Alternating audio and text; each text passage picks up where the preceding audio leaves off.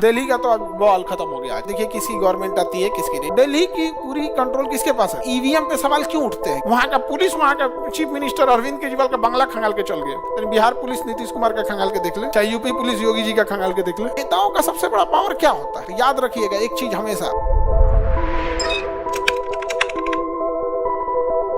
अभी हम लोग वोट कितने पे देते हैं? 18 पे देते हैं। 2025 है, जो बच्चे बिहार के रहने वाले और बाहर वालों के तो ये तो इलेक्शन, अभी जैसे दिल्ली में इलेक्शन चल रहा है तो हाँ आज तो है ना, दिल्ली का तो अब बॉल खत्म हो गया। आज यहाँ पे देखिए किसकी गवर्नमेंट आती है किसकी नहीं। लोकतंत्र है, कभी ये मीडिया, देखो लोकतंत्र पे ना ईवीएम पे सवाल क्यों उठते हैं? क्योंकि मीडिया पहले से चिल्लाने लगती है फलाना आदमी जीत रहे हैं, समझ में। और बाय द वे मीडिया को कैसे पता कि कौन जीत रहा है कौन नहीं आ रहा है? तो क्या है ना, दिमाग में इंसान एक परसेप्शन बना लेता है और उसके हिसाब से रिजल्ट नहीं आता है ना, तो लोगों को लगने लगता है क्या हुआ है, धांधली हुआ है। तो ये भी गड़बड़ चीज है। अभी बिहार में इलेक्शन आने वाला है, इस साल 25 में ही है इलेक्शन। तो आप में से जितने बच्चे 18 प्लस हो चुके हैं, तो आप लोग को ना जब इलेक्शन पास आता है ना, तो ये वोटर कार्ड बनाने के लिए जो अधिकारी होते हैं अलग अलग कैंप लगाने लगते हैं, स्टार्ट कर दिया फिर से।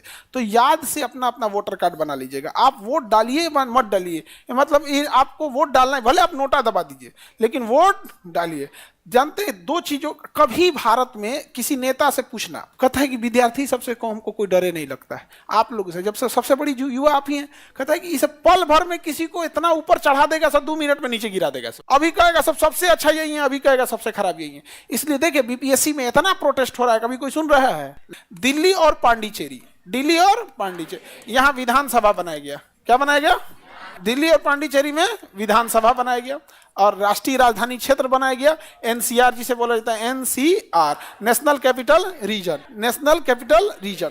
और इसमें बड़ी संशोधन किया गया, कहा गया कि दिल्ली एक ऐसा जगह, पांडिचेरी पे स्पेशली उतना ज्यादा नहीं हुआ, पर दिल्ली पे बहुत ज्यादा रूल कानून बना दिए। दिल्ली में 4 आदमी कंट्रोल करता है दिल्ली। तो दिल्ली जब राष्ट्रीय राजधानी क्षेत्र एनसीआर बनाया गया, नेशनल कैपिटल रीजन, तो कहा गया कि कुछ मेजर कंट्रोल्ड सेंट्रल गवर्नमेंट देखेगी। जैसे पुलिस कौन देखेगी? सेंट्रल गवर्नमेंट, दिल्ली पुलिस देखती है। दिल्ली पुलिस डायरेक्टली किसके अंडर में आती है? सेंट्रल गवर्नमेंट, गृह मंत्री के अंदर में आते हैं, गृह मंत्रालय का। तो यानी दिल्ली में अगर कोई क्राइम हो रहा है तो दिल्ली के चीफ मिनिस्टर से बाहर है। वहां का पुलिस, वहां का चीफ मिनिस्टर अरविंद केजरीवाल का बंगला खंगाल के चल गए। बिहार पुलिस नीतीश कुमार का खंगाल के देख ले, चाहे यूपी पुलिस योगी जी का खंगाल के देख ले। हाँ बाप रे, 40 गो जांच बैठ जाएगा उसके ऊपर। देखिए आप जब अधिकारी बनिएगा ना, तो याद रखिएगा एक चीज हमेशा, जब आप अधिकारी बनिएगा तो आप जब तक ईमानदार रहेंगे ना, तब तक सब आपसे थोड़ा सा दूरी बना के रखें। वो जानबूझ के आपको कुछ कमाने का मौका देंगे, 1-8 करोड़ लूट लेना। जैसे आप 1-8 करोड़ मार लिए, खत्म कहानी। अब वो आपसे कोई नहीं डरेगा। नेताओं का सबसे बड़ा पावर क्या होता है? वो आपके खिलाफ जांच स्टार्ट करा सकते हैं, जांच स्टार्ट कर देंगे। जब तक जांच चलते रहेगा, प्रोसीडिंग चालू रहेगी, आपका प्रमोशन रुका रहेगा। तो दिल्ली की पूरी कंट्रोल किसके पास है? दिल्ली पुलिस की कंट्रोल किसके पास में? होम मिनिस्ट्री के बाद दिल्ली पुलिस के। तो ये हो गया कंट्रोल। उसके बाद जो जैसे स्कूलिंग हो गया, सड़कें हो गया, ये सब चीज हो गया, चीफ मिनिस्टर को दे दिया गया। तो एक सेंट्रल गवर्नमेंट संभाल रही है, एक कौन संभाल रही है? चीफ मिनिस्टर संभाल रहे हैं। कौन संभाल रही है? चीफ। बिल्डिंग बनाने का काम दे दिया गया दिल्ली डेवलपमेंट अथॉरिटी। किसे दे दिया गया? Delhi development authority. तो एक हो गया सेंट्रल गवर्नमेंट और एक वहां का चीफ मिनिस्टर। उसके बाद दिल्ली डेवलपमेंट अथॉरिटी, डीडीए।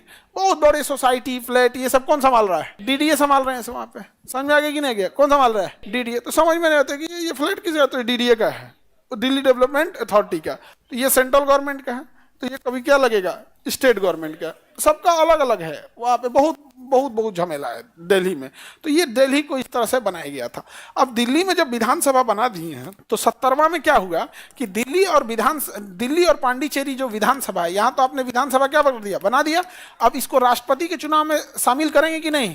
राष्ट्रपति निर्वाचक मंडल, याद है? राष्ट्रपति का निर्वाचक मंडल, लोकसभा, राज्यसभा, विधानसभा, विधान परिषद नहीं था। विधान परिषद नहीं था। तो जब दिल्ली और पांडिचेरी में विधानसभा बना है, तो संशोधन करके लाना पड़ेगा कि नहीं लाना पड़ेगा? एक्चुअल में इसे भुला गया था सब यहाँ पे 69वां संशोधन किया, तो उसी समय नहीं जोड़ देना चाहिए कि दिल्ली में जब एनसीआर लागू होगा तो सेंट्रल गवर्नमेंट काम करेगी, स्टेट गवर्नमेंट भी काम करेगी, प्लस में डीडीए काम करेगी। उसी समय संशोधन कर देता भाई 69 में ही, तो भुला गया सब। क्या दिल्ली तो राष्ट्रपति की निर्वाचन मंडल में छूटिए गया हो, तब याद आया, तो बाद में संशोधन किया। कोई मतलब बनता है इसका? अभी जम्मू कश्मीर के लिए संशोधन करना है किसी को, उसको राष्ट्रपति के निर्वाचक मंडल में जोड़ना है तो उसी समय कर दीजिए। उसमें लिमिट थोड़ी होता है कि हम इस संशोधन में इतने विषय जोड़ेंगे। सीखना है तो 42वें संशोधन से सीखिए। वो बांग्लादेश के कानून बराबर एगो संशोधन कर दिया। बांग्लादेश का संविधान है उतना में जितना में 42वां संशोधन कर दिया। बताइए, इसीलिए ना उसको मिनी संविधान कहा जाता है। नहीं समझा गया? अमेरिका के कुल संविधान से बड़ा हमारा केवल 42वां संशोधन है। अमेरिका का जो टोटल संविधान है ना उससे बड़ा हमारा क्या है? 42वां संशोधन है।